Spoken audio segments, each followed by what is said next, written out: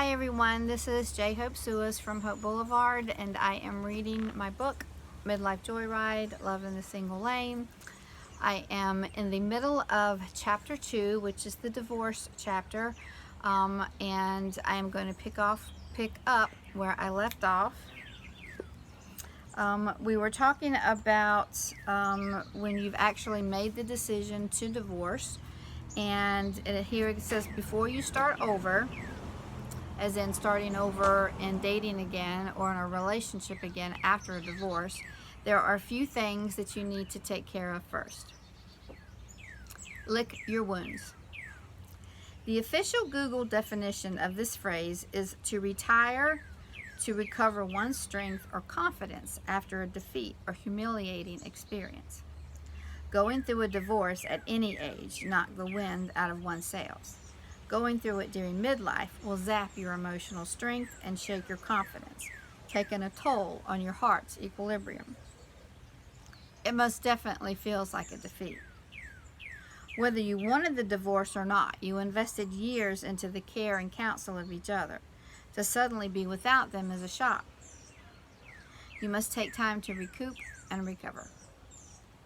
In the animal kingdom, from which the term originates, saliva contains the enzyme lysine, which I'm sure I pronounced horribly, which is known to fight against infection. When an animal is wounded, it is common for it to lick its wounds to promote healing. Do you hear what I'm saying? The first steps toward healing must come from within you. Blasting the other person, blaming circumstances, and boarding the bitter bus are counterproductive. I understand moments of frustration build, and venting is a release. In fact, as it turns out, tears carry that same enzyme. So in a literal and figurative sense, tears are cleansing and healing. Have a good cry, or two. Scream, punch the pillows, but don't wallow. I hate to be blunt, but time is of a premium now. You absolutely must work through the pain and loss at your own pace. You can't speed through it, but you cannot stop and park here either. It is uninhabitable territory. For many of you, divorce feels like a death. In reality, it was the death of your fairy tale. You know the statistics going in, but we all think we are the exception. Our love is real, strong enough, the forever kind. Of course, there are always some who foresee trouble and bring out the prenup, but most of us believe we will beat the odds. To realize one day that we have lost at the table of love is devastating, and it affects our brains much like a physical death does. Elizabeth Kubler-Ross wrote about the 5 stages of grief as it relates to death. We experience similar responses when we are first faced with the reality of a divorce and look to heal ourselves from this horrible loss. The first one is denial. It's not true. It's simply not true. He's just going through a phase. She's just stressed at work. He or she is just bluffing because we had a fight. We come up with a myriad of reasons to explain why our partner just dropped the D word on us. This cannot be happening to me. Denial is our mind's way of gradually getting used to the pain. Much like slowly wading into cold ocean waters, we tiptoe around slowly and tense up as the crashing waves of disbelief wash over us. Denial often shields us from grief as well. The contributions we have made leading to this outcome may be hard to accept. Refusing to acknowledge the divorce cushions us from the admission of our mistakes. It is okay to need and request some time to process. It is a life-altering decision. Anger. If denial is the first sense of loss and helplessness and floating aimlessly in sadness, then anger is the anchor that starts the healing process. We become furious that they would reject our love and commitment and throw it away like yesterday's trash. How dare he or she be so cold and callous and selfish and dreadful? Anger gives us focus for the tasks ahead. It ignites a proactive fire within us to focus on the matters and details we need to protect ourselves, our finances, and our future. And a word to the wise. This is where the first huge mistake is made by parents. Do not ever bring your children, regardless of their age or their maturity, into your divorce battle. They love both their parents. It is never appropriate to ask them to pick sides. And do not use them as bargaining chips. They are going through their own stages of grief at the loss of the family unit. I know you need allies, but you cannot recruit them from your children. Anger is the catalyst for self-preservation. Do not let it turn into bitterness. We must harness it as energy for the challenging days ahead. Bargaining. There's a fine line between compromise and concession. In marriage, a basic staple ingredient is an effective compromise. If one or both partners fail to recognize and execute this, the partnership will erode quickly. If your spouse asks time and again for help with a chore, or to be more respectful, or to show more affection, or whatever the complaint, and you dodged and refused it for years, it is now too late to show up with a mop, roses, or dressed in lingerie, pleading for another chance. I believe in doing your best while in a relationship, but if someone truly wants out, I do not agree with begging. You cannot force someone to love or stay with you. You can learn from the experience, but never resort to emotional manipulation. It will backfire and you will still have the same result. If you have requested and or been to counseling multiple times with no measurable result, do not continue to try to sail a sinking ship. Accept your reality and forge ahead. Depression. This is one we are all too familiar with and is the hardest stage to conquer. We hide under the covers, lying in the dark, won't get out of bed, and if we do, it's to go to the freezer and pull out the ice cream to eat directly from the carton. Some people watch sappy love movies. Some people call their mother, a best friend, or the Pizza Hut delivery guy. Others lose themselves in work or working out. A few hit the road, some hit the bottle. We all react to depression differently, but we all agree on one thing: it hurts. There isn't an Advil for heartache. Little can be done except to wait it out. If you did not want a divorce, reality will settle in and immense sadness will come. You will relive the good moments. You will relive the good moments, the fun adventures, the great sex, the fairy tale you believed you were living. The notion that the ride is ending makes it hard to breathe, let alone comprehend. Even if you wanted the divorce or believed it was the best route to take, there will still be intense feelings of regret, guilt, wasted time, and loss. Every single one of these emotions and reactions are normal and understandable. I cannot tell you the right way to process your pain, but I can point out some of the wrong ways.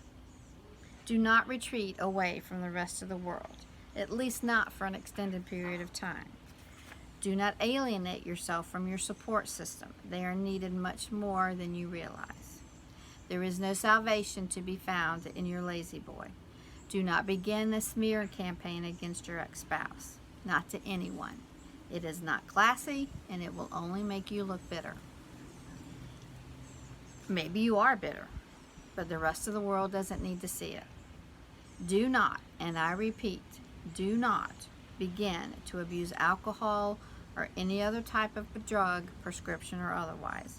Numbing the pain may seem like a good idea, but it isn't. It will still be waiting when you resurface into consciousness. Obviously, if you are currently on medication for anxiety and depression, by all means stay on it. I'm talking about the reckless use and intake of substances with the sole intent to drown your sorrows. There can be no drowning today. What does work? Don't shoot me for saying it, but reflection time and prayer. Talk to people who love you or talk to a professional. I will not promise the pain will ever completely dissipate, but I will promise you that you will feel better, peaceful, even joyful again. Do you know how I know this? Because if you are reading this or listening to this, you are fully engaged in your life and you want to be the best, most fantastic version of you. That motivation alone will drive you past the depression and down the road to your new future, and a very bright one, by the way. Acceptance. We've denied it, railed against it, tried to negotiate the heck out of it, and cried about it. Enough is enough. We are divorced. You are divorced, and you will be okay. Accept it. This is the last stage of grief and the first step in the right direction. There are still decisions to be made and obstacles to encounter, but with a clear mind and determination, they will be handled as they arise. I talk to people all the time who have even managed to become friends with their ex-spouse. This is especially helpful if there are children involved. Of course, there may also be in-laws and extended family whom you may still love and want to stay in touch with. Unless these circumstances are severe, try to maintain these connections for at least a while. They may fade away with time, but there's no reason why everyone should be cut off immediately. After acceptance comes the healing process. There is no designated time for this to take place. Everyone heals at their own pace. Do not let friends or family, however well-intended, attempt to rush this process. They want to see you happy again, as do I, but understand it looks different for everyone. However, it does take work and responsibility on your part to achieve. What are the steps you need to take? Forgiveness. Regardless of the reason for the divorce, seldom is one person completely blameless. It happens, but not often. You will begin to look back with reflection and recognize behaviors and attitudes that were less than stellar. Walk away with those lessons held close. Choose not to repeat mistakes. Find a way to forgive your ex-spouse. As true with any act of forgiveness, it is not the one being forgiven who benefits the most. Imagine all your hurt, fear, and anger being filled up in balloons that you will release and watch float away high above your soul. Once they are out of sight, turn your back and walk away. Forgiving yourself allows your heart to be open again to possibilities. Forgiving your ex-spouse clears your heart to be written upon by another. Trusting again. If your partner was unfaithful during your marriage, the very core of your belief system has been rocked. The idea of making the marriage vow is to cleave only to him, her, so long as you both shall live.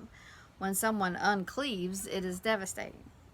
Initially, it seems insurmountable to not make it personal. What did I do wrong? Why am I not good enough? What does he see in her? What does she see in him? These internal conversations are futile. There's a multitude of reasons why some people choose to look outside their marriage for comfort and or sex, and almost none of them involve you not being good enough. I understand on a very real level what it feels like to lose that trust. I had a boyfriend not only cheat on me, but have a completely different life with another woman on the side. Did I miss or ignore the signs? Absolutely. Did I have blind faith with the next one? Nope. But that was also unhealthy. While those scars may cause you to eye everyone else coming down the road with suspicion, you cannot allow that to happen. Never let an innocent person pay for another's sins. If you see yourself in a pattern of picking partners with this tendency, it is on you to have better judgment going forward. As a side note, please know there are other forms of betrayal besides sexual infidelity. Your spouse may have betrayed you in matters of financial or legal matters. There may be a series of lies you unravel over the years of being together. It doesn't matter the emotional treason. The aftermath is still devastating. You must first rebuild the trust in yourself before you can ever trust another. As we move forward with our lives, each person we allow into our heart should be given a fair chance. Move slowly if you need to, and be honest about your fears, but always offer the gift of your belief in the next person you take as a partner. Feeling relevant again. Our self-esteem takes a huge hit in a divorce. We doubt our decisions, our reactions, our future.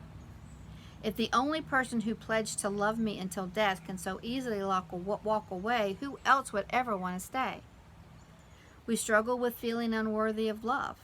We struggle with feeling unattractive and undesirable to another person.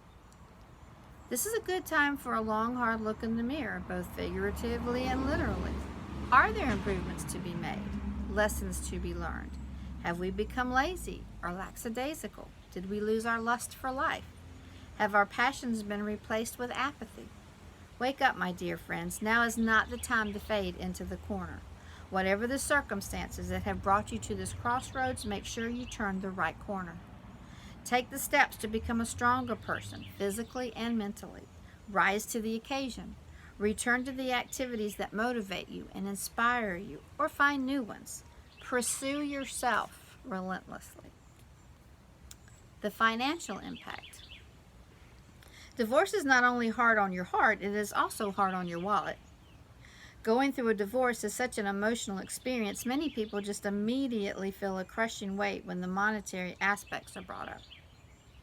It is important not to put off dealing with this reality. In fact, it can be a good time to reevaluate and reprioritize your financial goals because everything now is out in the open. The biggest piece of financial advice I would give someone going through a divorce is not to panic and not to make large financial decisions in an emotional state. Realistically assess your current situation, income versus bills. Your spending habits and lifestyle may be interrupted for a little while until you're back on your feet. Avoid emotional spending decisions and create a plan to avoid incurring more debt if possible. Make sure you are represented fairly when it comes to support, whether the giver or the receiver, and that the division of material goods and financial investments are fair. Look at all accounts and policies that had your spouse as beneficiary and update them. Those do not automatically change just because of divorce. This includes your will. Consider a life insurance policy if you do not already have one. Start saving today towards an emergency fund. This should equal 3 to 6 months' worth of expenses. It could meet a tighter budget for a while, but as a SIM, you must be able to rely on yourself. Consult a tax professional on issues dealing with support or the transfer of retirement funds or other accounts. Mistakes at tax time can be very costly and take years to clear up.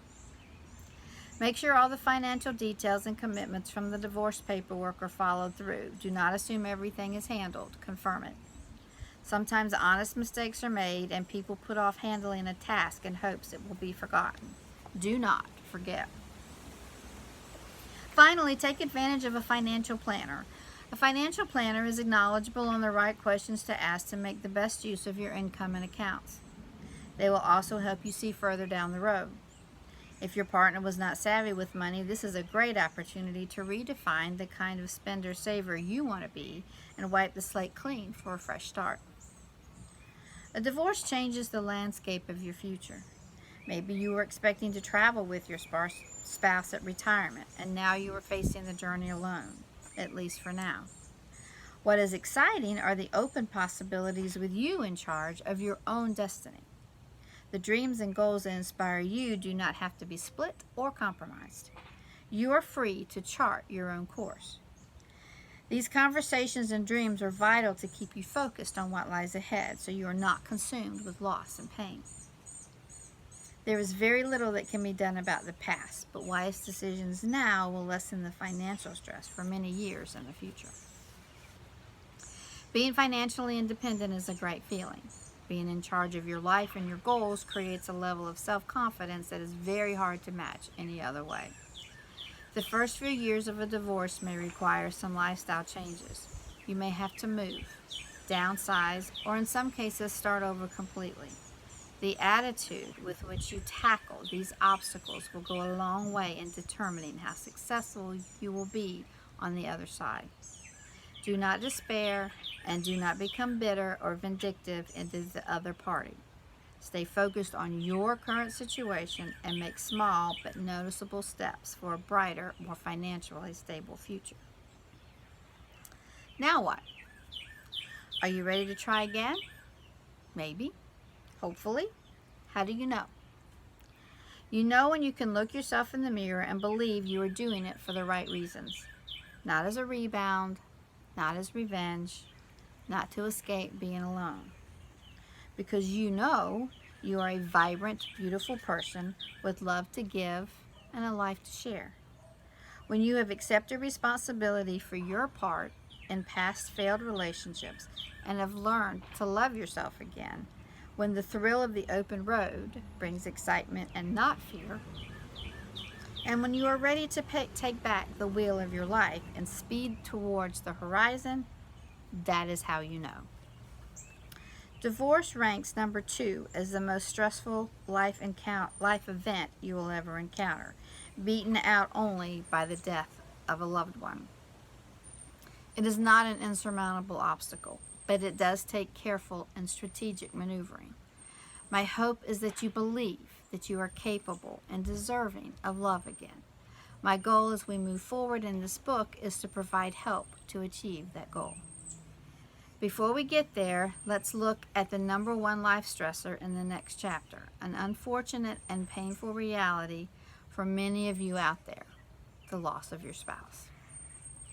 Okay, so that's the end of chapter 2, which was on divorce. Chapter 3 is coming up next, and it does talk about the loss of a spouse when your spouse dies, and the difference in the impact and the difference in the recovery for that.